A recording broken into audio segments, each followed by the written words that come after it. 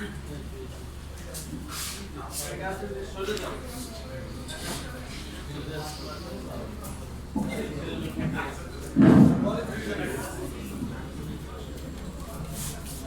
بالله من الشيطان الرجيم بسم الله الرحمن الرحيم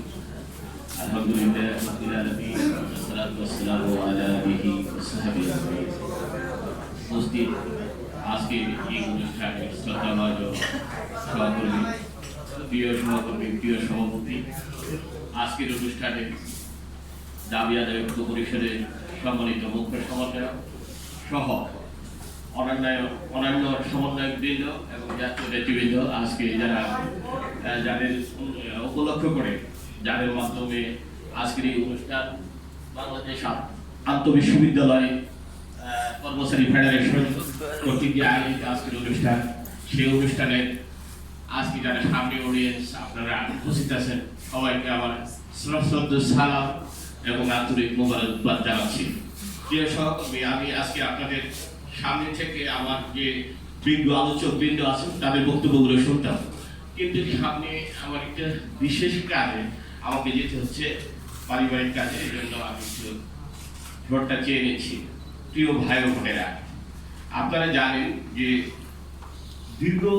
প্রায় 2019 সাল থেকে আমরা এই দাবি আদায় ঐক্য পরিষদের নেতৃত্বে, বিশেষ করে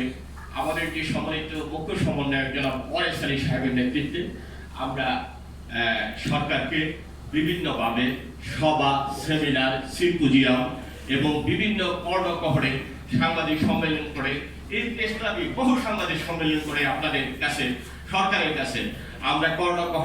সরকারি কর্ণকহরে আমরা এই নবম পে স্কেলের যথার্থতা এবং নবম পে স্কেলের প্রয়োজনীয়তা এগুলো বোঝাতে বারবার চেষ্টা করেছি। বিগত যে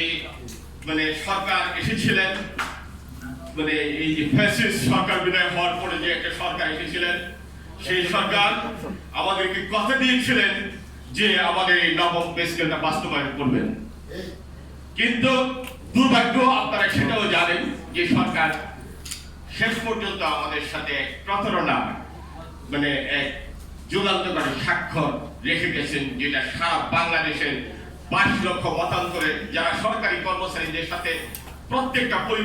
পরিবার পরিজন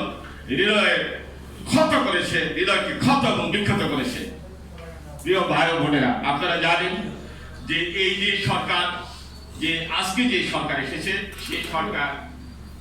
বাংলাদেশ জাতীয়তাবাদের সরকার। ওনার যে সরকারের যে কমিটমেন্ট ছিল, সেই কমিটমেন্টে নির্বাচনী ইশতেহারেও ছিল যে আমাদেরকে এই নবম পে স্কেল বাস্তবায়নের জন্য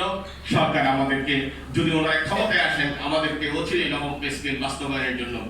বলেছেন এবং ওনার নির্বাচনী ইশতেহারেও এটা দিয়েছেন। সুতরাং আমরা বলতে চাই যে প্রায়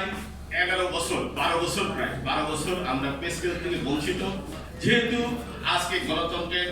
যে একটা উদার অবস্থা এসেছে, গণতন্ত্রের যে একটা পরিবেশ এসেছে, এই পরিবেশের মাধ্যমে বাঙালি জাতি আজকে একটা দিশা খুঁজে পেয়েছে যে আজকে আমরা গণতন্ত্রের একটা সরকার পেয়েছি। এই সরকার এই সামনে যে বাজেট আসবে, এই বাজেটে যাতে আমাদের নবম পে স্কেলটা ঘোষণা করেন।